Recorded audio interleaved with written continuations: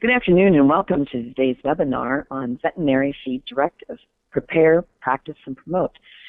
This webinar is being brought to you by Pork Network and Zoetis. I'm Barb Detterman, and I'm owner and president of Heartland Marketing Group, and I'll be your moderator for today's webinar. We are taking questions as we go through.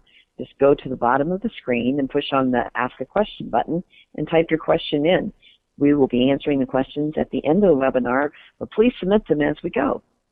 We have a lot of things to cover today because of the urgency and the deadline approaching January 1st of the new regulation about the Veterinary Feed Directive. We have 3 experts that will be able to help us on today's webinar.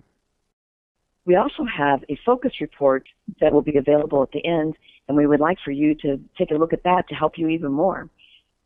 When we think about this upcoming regulation, there's 3 steps that we need to think about. First of all is preparing for it, and today's webinar is going to offer producers guidance on steps that they need to take so that you're ready on January 1st, 2017. The next part is practice. There's all sorts of different scenarios that you will be able to practice after listening to these experts today and thinking through the implications of the new regulation and how it will affect your operation. And the third thing we'd like to encourage you to do is to promote. This is a great way to open the conversation and communications with external audiences about our responsible use of antibiotics. So one of the things that we have to look forward to today is knowing where we're at, where we're starting, and where we have to go by January 1st. At World Pork Expo this year, Zoetis conducted a quiz to see where producers were at in their knowledge about the VFD. And as you can see, we have some work to do. 73% understood that they will need a VFD for feed medications and prescription for water medications in order to use a medically important antibiotic as of January 1st. We still have a gap for education, and hopefully our experts today will be able to help you. The other thing is that 72% of these folks know that we have to start our preparation right now. So the first part of our theme of preparing now is extremely important, and we want to make sure that everybody has time to adequately plan for the full VFD implementation. 100% of our producers should educate themselves about the regulation and take the lead. Don't rely on others to take the lead for you, but get your operation in line and be ready for January 1st. Practicing with your veterinarian and feed supplier is going to be very important. So today's presenters are 3 experts who will be able to give you some very good down-to-earth information on how to be ready for the VFD regulation. Our first presenter will be Dr. Laura Bruner from Swine Vet Center in St. Peter, Minnesota. And our second presenter will be Dr. Ethan Sprunk from Eichelberger Farms in Wayland, Iowa. And our final presenter will be Jerry Broderick, Quality Director from Farmers Co-op Society in Sioux Center, Iowa. And at this time, we'd like to let Dr. Bruner tell you some of the information that she has for you concerning our new VFD regulation. Dr. Bruner is a 2007 graduate of the University of Minnesota College of Veterinary Medicine. She has spent the last 9 years practicing at the Swine Vet Center in St. Peter, Minnesota, where she serves a variety of clients. Dr. Bruner also serves on the American Association of Swine Veterinarians Pharmaceutical Issues Committee. Dr. Bruner? Thank you, Barbara. I'm very glad to take part in this webinar because it is such an important topic in our industry. I grew up on a hog farm in central Iowa where my dad has raised pigs all my life, so I understand how hard it can be to grasp all these changes that are coming in 2017 and really what it means to you as producers. Helping farmers like my dad through this transition has been a really big part of my job in the last year. And myself, along with the 12 other vets at Swine Vet Center in St. Peter, Minnesota, consult with all types of hog operations in multiple states in the U.S., and we've been trying to prepare ourselves and our clients for these changes. So although it may feel like this is a new ruling, the movement from over-the-counter medication to prescriptions and veterinary feed directives has been in transition for 3 years, all from a guidance that started over a decade ago. And in that guidance, they took antibiotics and divided them into 3 categories: important, highly important, or critical for human health. And as you look through this list of antibiotics, you'll see there are quite a few medications that we use in our hog operations that are important. Not on the important list were a few antibiotics that will not require a VFD. BMD, Mecadox, Skysis, Flavomycin, and Denagard will not require a VFD in 2017. This chart just summarizes what medications will not require a VFD that we just went over on the right-hand side. And in the middle, you will see the long list of antibiotics that will require a VFD beginning January 1 of 2017. On the left-hand side are the antibiotics that we currently have that already require a VFD for use. So what should I do when I get to January 1 of 2017? Hopefully you guys aren't hitting the panic button, and hopefully this webinar will help you prepare. So the most frequently asked question I get is, what happens if I have sick pigs in 2017? Are my pigs going to be sick and not be able to get medicated? So let's go through a scenario. You have what you think is ileitis break in your finishing pigs because on a previous turn your veterinarian had come out for similar signs and diagnosed ileitis. And at that time he put Linco mix 100 grams in the feed for treatment. So what do you do next? You think you have ileitis in your finisher. The first step is you call a veterinarian. If you have a valid vet-client-patient relationship or a VCPR, that veterinarian will issue a VFD and will then send that VFD to the mill and also to you as a producer. The number one thing that you need to remember is that you need to retain this copy of the VFD for 2 years for your records. So it sounds pretty simple, but what if your vet is 200 miles away, which can be a common thing that happens in today's swine industry.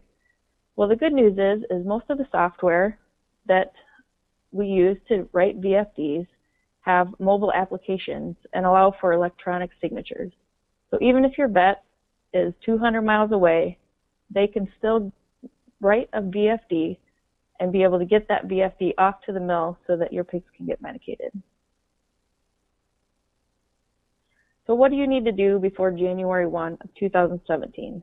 I broke it down into 2 simple steps. 1, call your veterinarian, and 2, implement some preparation steps to help you get ready. So the first one is call your veterinarian. And the question is, do you have a valid VCPR with a veterinarian? So what is a VCPR? A VCPR is basically saying that a veterinarian assumes oversight over your medication decisions, that veterinarian has sufficient knowledge through veterinary visits, diagnostics, communications with you, and are readily available for follow-up if the treatment doesn't work or something goes wrong. So if you do not have a valid VCPR, how do you get one? The first step is to set up a visit with your veterinarian. And in that visit, you will likely go to the sites where the pigs are located, review treatment plans, and also review feed medication plans. The frequency of those visits will be determined by you and your veterinarian. They could be 3 months, or 6 months, or even 12 months. It is dependent on what your veterinarian feels they need to have sufficient knowledge of your herd. 6 months would cover most of the medications that require VFD's length of expiration.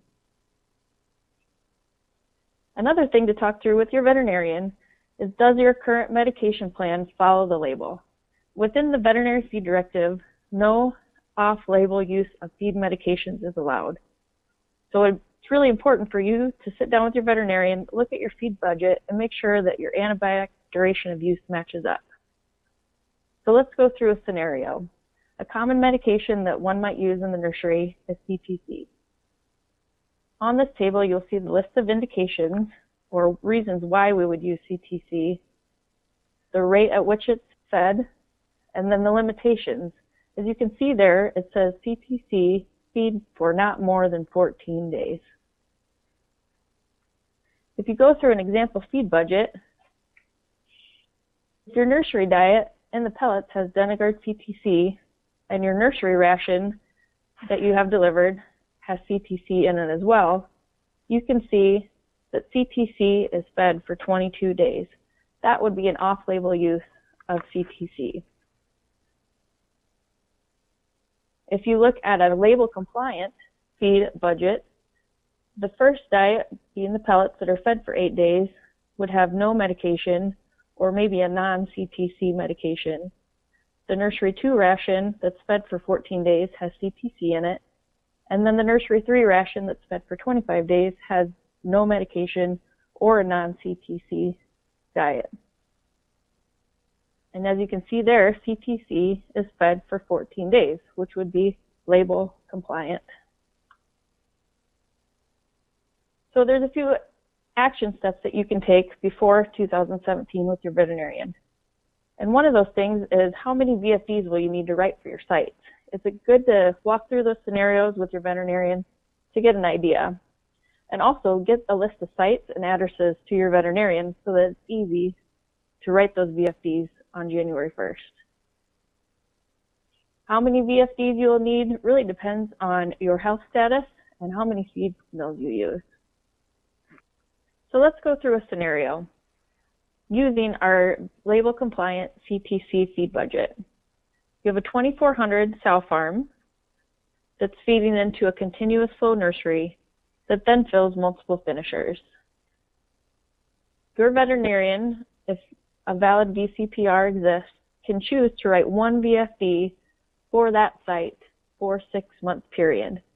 And the reason we choose a 6-month period is because that is the expiration date for CTC.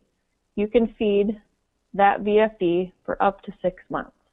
So if your veterinarian chooses to do so, they can write one VFD for that site, but it cannot exceed 6 months. Another scenario would be with the same feed budget, a 2,400 head sow farm that feeds multiple wean to finish barns. Your veterinarian, if they choose to do so, can write one VFD for all those sites listed if all those sites are fed by the same feed mill or same feed mill company. Again, this cannot exceed 6 months. If there are multiple feed mills involved that are not within the same company, you will have to write a VFD for each of those feed mills. The last thing that you can do to get yourself ready for 2017 is to get a site list to your veterinarian so that they know the name of your site and the address and contact information so that when developing the VFDs on January 1, it's a really easy transition. So we've talked about a lot of the hurdles that we're going to have to jump over as we implement these VFDs, but we rarely talk about the positives. And I think one of the positives is that we are increasing consumer confidence in food animal antibiotic use. We're also increasing veterinary oversight, and although there may be some added cost to this, you may find that you're making the right antibiotic choices at the appropriate time and save money in the long run. Thanks, Barbara, and I'll turn it back to you. Thank you, Laura. That was great information, and I know our producers will be able to take some of those tips that you gave us and apply them to their own operation. Our next speaker is Dr. Ethan Sprunk from Eichelberger Farms. Dr. Sprunk grew up in southwestern Minnesota in a family, swine, and row crop operation. He attended South Dakota State University, where he received a degree in animal science, and then continued his education at the University of Minnesota College of Vet Med. And he graduated in 2015, joined Eichelberger Farms as a veterinarian in June of 2015. So Dr. Sprunk, please give us some more information about this upcoming deadline that we have to meet. Thank you very much, Barbara, for the introduction, and thank you, Laura, for the great information you have provided already. So as Barbara said, my name is Ethan Sprunk, and I work for Eichelberger Farms. This is a picture of the 3 owners. It's a family-run organization. We are based in southeast Iowa. We currently have 38,000 sows. Most of our sows are in Iowa, with some sows located in Missouri. We market roughly 900,000 head annually, and we are part of the Triumph Foods group. The very important portion of our company is that we do use a mixture of custom feed mills and one company-owned feed mill. Our company-owned feed mill mills the first nursery rations and all of the sow farm feed except for 2 of the Missouri sow farms. So in total, this mill would cover 50 to 60% of our feed. This is very important when it comes to how we're going to rate our VFDs. So as Laura touched on earlier, the VFD requirements that begin January of 2017 will require all medically important antibiotics in feed to have a veterinary feed directive. There will also be no growth promotion claims on any medically important antibiotic. You must maintain a valid VCPR as defined by the state. The VFD would need to be renewed at least every 6 months, depending on the medication. For example, Palmitil will need a new VFD every 90 days or once per quarter. So Eichelberger Farms' VFD plan is to phase out growth promotion rates on medically important antibiotics, increase the veterinary presence within the system, and they plan on using digital CFD software to write the VFDs. In order to do this easily, the VFDs will be written by feed mill and pig flow. I will go into further detail on all of these points. We are currently reviewing our feed medication protocols. One step of this is removing the feed medications used for growth promotion rates. This could be removing that medication, or it could be changing the inclusion rate to comply with the required treatment label. Another step we are taking is reducing the feed-grade antibiotics used in our system. There are multiple ways we are going about this task. We are increasing our vaccine usage, whether that is autogenous or commercial. We are increasing our education of our growers to focus on starting pigs, so a combination of increasing crete feed and individual pig treatments. Another step that our company has taken is increasing our wean age from an average of 19 days to 22 to 23 days of wean age. We feel that this has drastically decreased our feed-grade antibiotic need in the nursery stages. Another step we have taken a look at is genetic robustness, trying to determine whether certain genetic lines would have less disease challenges in early stages and throughout their finishing stage. So as Laura did, I'm going to go through a feed scenario, except mine will be of a finishing ration. So this is an example of one ration that would be considered non-compliant. As you can tell, that Stayfac is fed at the growth promotion rate of 10 grams per ton. This would be Stayfac's growth promotion rate, which will be going away January 1st, 2017. So as Eichelbergers looked at this plan, we knew we either had to increase this grams per ton or remove that product.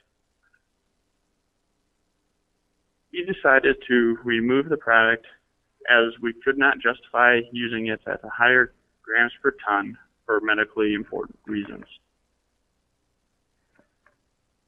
Our second item in this feed budget example is the use of Linko. In this scenario, they're using Linko at 100 grams for control of mycoplasma. The label of Linko is 100 grams would be used for control of ileitis. In this case, since it's being used for mycoplasma, the rate would have to be increased to 200 grams of Linko. Some other action steps that Eichelbergers has been taking is entering the site information into the VFD service. Since they're using an electronic service, you are able to enter all of your information before it is needed on January 1st.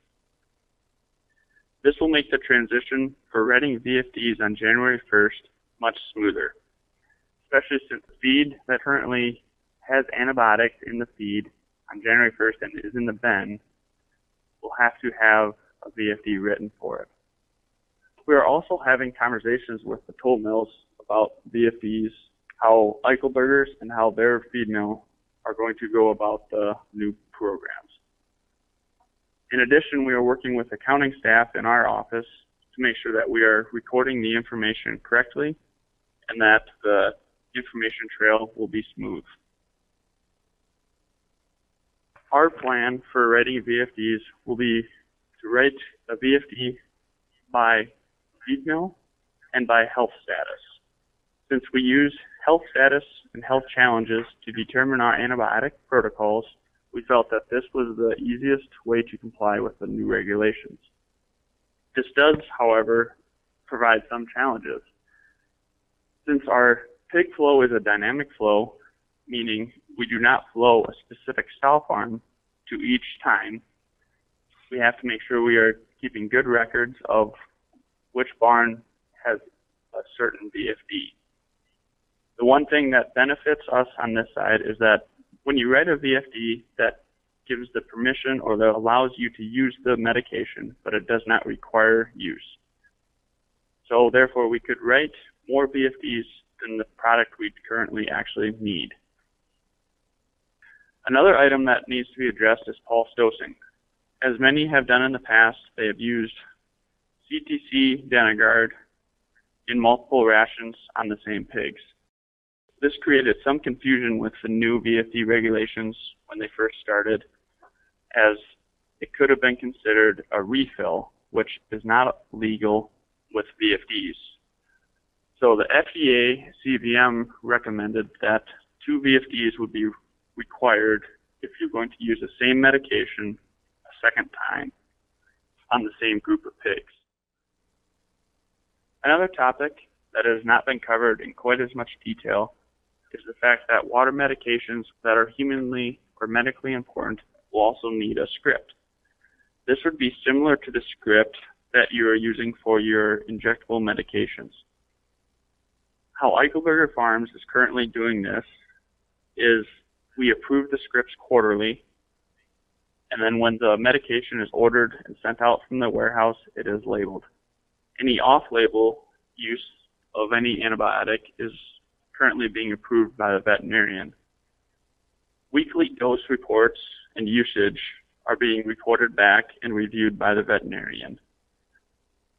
We'll go about adding the new water medications that require scripts to this quarterly script. Another aspect that the new regulations have encouraged Eichelberger Farms to look at is improving the system process. So increasing our diagnostics that we have been taking to make sure we are getting an accurate case definition. We have also begun focusing on alternative or underlying causes. For example, how is the environment in these barns? Is the water quality subpar? Is that part of the reason we need the antibiotics? Is there human error or management issues? We have begun to focus much more time on resolving these issues.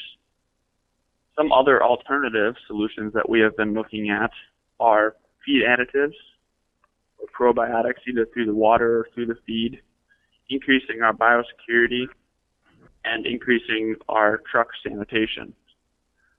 Another aspect that we already have done, as I previously mentioned, was increase our wean age. The general public and the FDA have increased concern and awareness of antibiotic use. As you can tell from social media, the general public is much more concerned about what goes into their food than they have been in the past.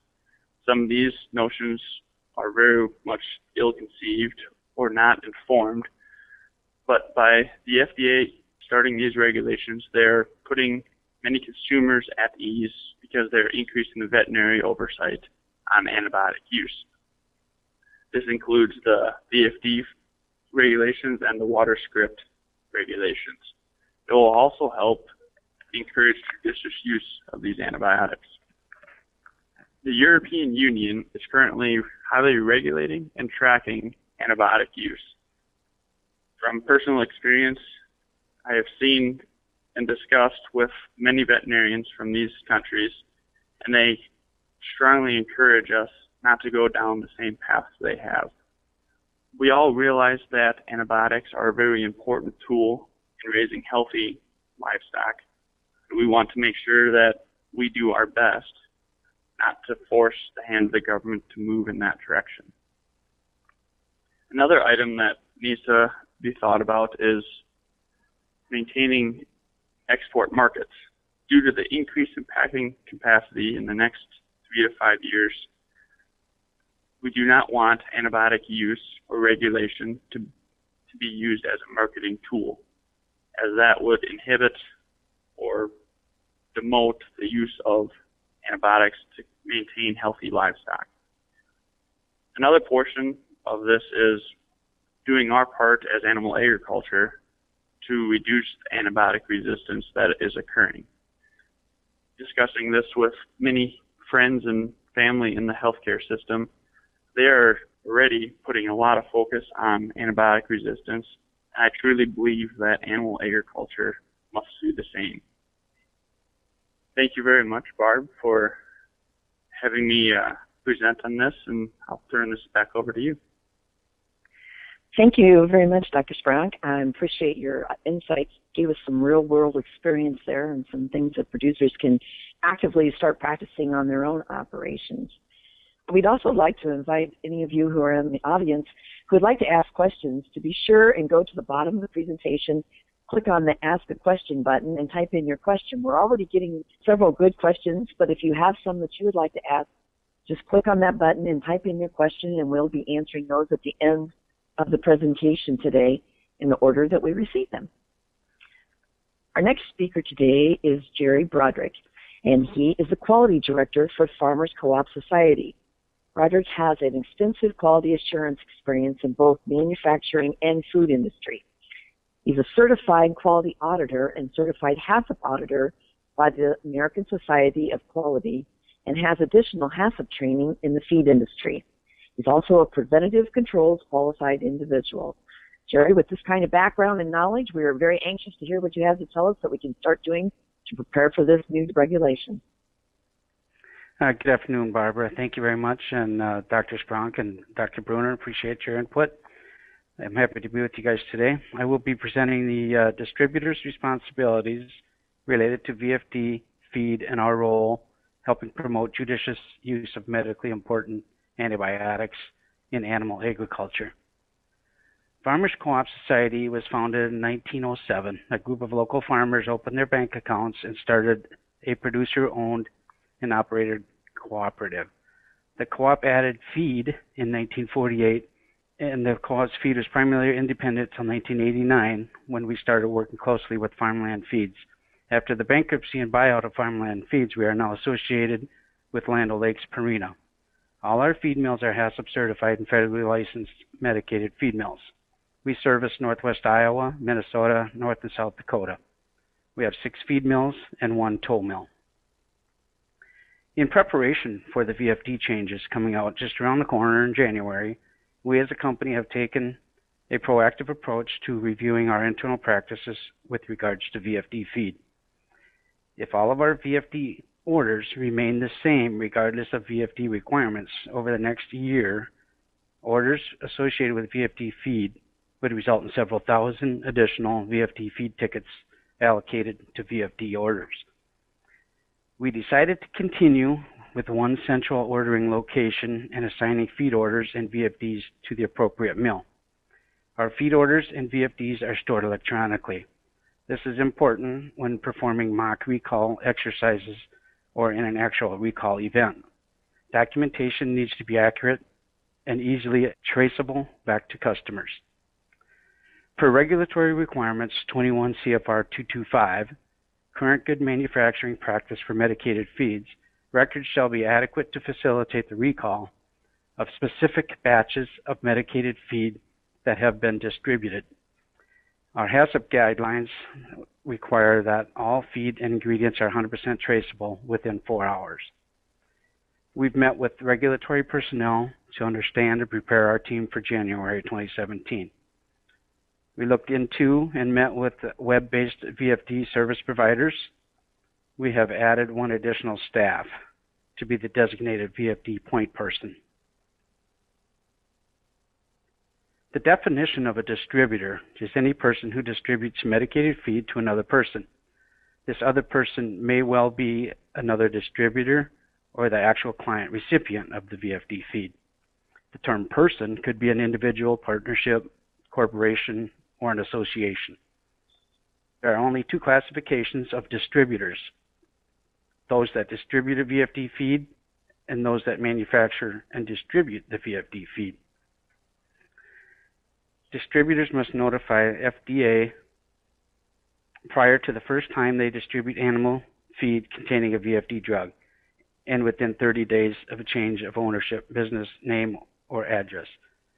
They must also file a one-time notice with the FDA of intent to distribute VFD drugs. Fill a VFD order only if the VFD contains all the required information. Ensure that the distributed animal feed containing the VFD drug or combination VFD drug complies with the terms of the VFD and is manufactured and labeled correctly for use of such drug. Ensure labeling displays the required cautionary statement. Retain the VFD orders for 2 years from the date of issuance. Retain records of the receipt and distribution of all medicated animal feed containing a VFD drug for 2 years. Distributors are also required to have records available for inspection and copying upon FDA request. On this slide, we have an actual copy of a VFD which was distributed, and this demonstrates all the required information for a valid VFD. Also required is the vet's signature, address, and phone number. You may also see more specific optional information displayed on VFD, such as the location of the animals, barn or stall, the approximate age or weight of the animals, or any other issue that the veterinarian deems pertinent to identify the animals. Interpreting expiration and duration requirements for the VFD. Expiration is just that. VFD expires and the feed cannot be fed beyond this date. Duration is the length of time to feed the animals the medicated feed. You must follow the VFD order during the time allotted or request a new VFD. VFDs no longer states the amount of feed and is based on the number of animals for the duration of use. There's an expectation that we will all work together. The feed mill will work with the veterinarians and producers to assure the appropriate supply of feed is available per the VFD. And compliance is mandatory and no extra label use is allowed. A year ago, the FDA released draft guidance for Industry 120 entitled Veterinary Feed Directive Regulation Questions and Answers to provide guidance on the Veterinary Feed Directive final rule. Some of the comments following that release requested that FDA require a uniform VFD form. The agency believed requiring a specific VFD form would be too prescriptive, but acknowledges that a common VFD format would help veterinarians and their clients and distributors, such as feed mills, quickly identify relevant information on the VFD. In September 2016, in order to address this concern, the FDA issued Guidance 233, entitled Veterinary Feed Directive Common Format Questions and Answers, which includes recommendations for drug sponsors submitting a VFD, specific information veterinarians need to include on a VFD order, and blank VFD forms in the recommended format. However, veterinarians are not required to use the sponsor's form and may instead create their own form. If you would like to see this entire guidance, you can see this on the FDA website. Imagine you have an emergency and you need VFD feed immediately. A producer reaches a vet by cell phone and wants to start feeding a VFD drug to some pigs as soon as possible. The vet has an established vet-client-patient relationship with the client and determines that he or she may move forward with the authorization. The vet replies that when he or she catches the phone service again, driving to the next appointment, he or she will call their distributor and authorize them to pick up a Type B premix for them to use, and then follow up with a written authorization in a few days. Would this be acceptable? It would not. This would not be acceptable. There are no allowance for verbal VFD communication in the VFD rule, not even temporary. Authorization will have to wait until the vet is able to provide a VFD to the client and distributor in an appropriate format. Some matters producers should do now in order to prepare and get ready, if you haven't already done so, would be to reach out to your vet and establish the vet-client-patient relationship and ensure that you have all the correct contact information on file for yourself and the animals. Review all swine medications currently being used within your operation. Swine veterinarians and producers are familiar with the VFD process. With that said, become acquainted with the changes in the number of products requiring a VFD. The frequency VFDs will be necessary and how the process will work in your operation. Veterinarians will provide guidance on judicious antibiotic use and help you comply with the new regulations and guidelines. Record keeping remains a key factor for on-farm antibiotic use. Review your record keeping requirements and strategies. Prepare and share with the FDA for up to 2 years when requested. Records can be maintained as paper or electronic. Find the best fit for you and your operation. And as always, follow the VFD label instructions and ensure proper withdrawal levels.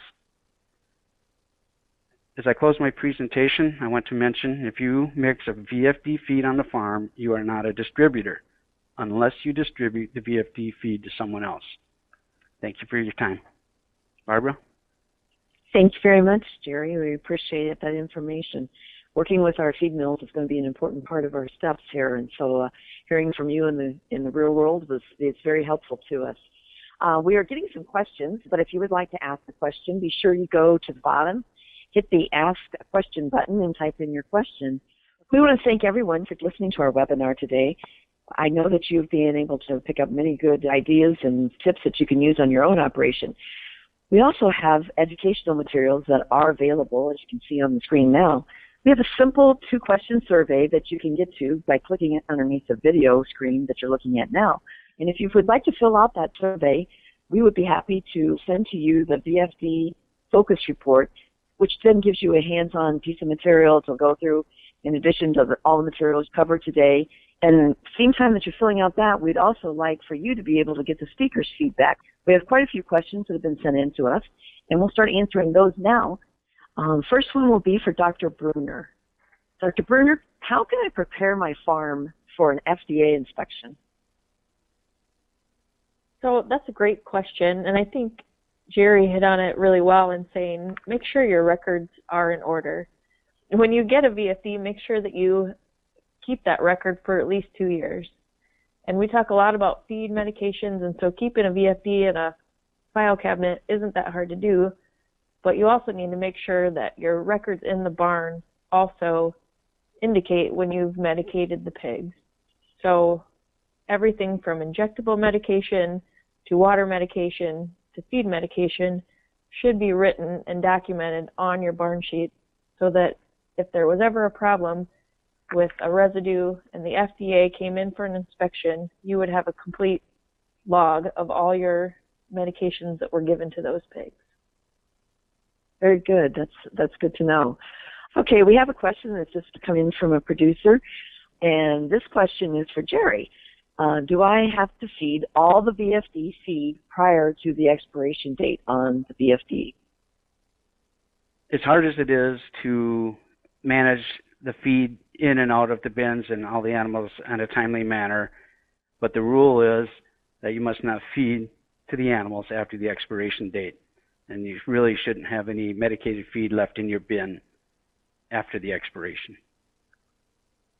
Okay, that's very, very easy for us as producers to understand them. Thank you. Dr. Strunk, I know that you talked a little bit about an example of a medication that you are removing from the rations in the farm in Michael Burger Farms. But are there any other medications that you're considering removing, or in addition to the ones you already have? So as I mentioned in our presentation, we did examine the Stayfac usage in our system and opted to remove Stayfac because we couldn't justify changing the dose or the inclusion rate.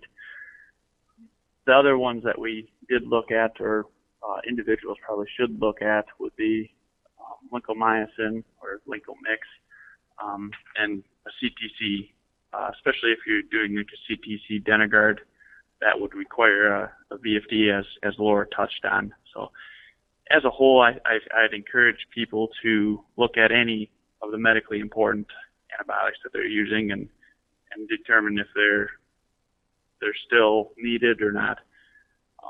One of the benefits of the regulations is that it's increasing our focus as veterinarians or as companies or as hog producers on what medications they're using, and hopefully encourage more review or more timely reviewing of those protocols. Very good. Our responsibility for responsible use of antibiotics comes into play very strongly here, doesn't it? Yes, very much so. Dr. Spronk, we have another question from another producer, and this one gets to the question of your software. What kind of software are you using for your VFD? I know in your presentation you talked about using VFD software. Oh, that's a great question. So there are a lot of software options out there, and I'm sure there'll be more coming available as we get closer, as we move into 2017. We were currently using Global Vet Link prior to these regulations for some other VFDs that were required previously. So we're going to continue using that software. Another service that would be available currently is RX Express. I don't know a lot about that service, but it's another option. The one thing I would emphasize is that you are not required to do it electronically. You can do paper copies. I'm sure Jerry would appreciate the electronic version, and in our system, it just makes our flow much more seamless. Absolutely. Okay. Very good, very good. Dr. Bruner, we have another question for you.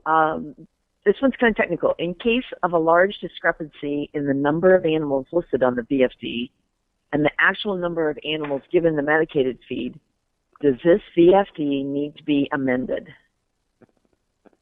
And so the cleanest answer is if you feel like there's some misinformation on the VFD, the safest thing to do is to reissue the VFD. But what I would say in general, it's better to overestimate the number of animals that are going to be fed. Remember that this is an authorization for the feed mill to feed this medication, not a feed order. And so if you are in question, it's probably better to overestimate rather than underestimate so that you don't get in a situation where you're feeding a VFD that's expired or is already filled. Okay, that makes total sense. Jerry, I have another question here from a producer that he wants to know if I buy products from one mill and other diets or products from a second mill, do I need a VFD for each mill, or can the veterinarian write one VFD with all the products on it for both mills? That's a good question. The distributor that the veterinarian or client gives the VFD to should be the only distributor filling that entire order.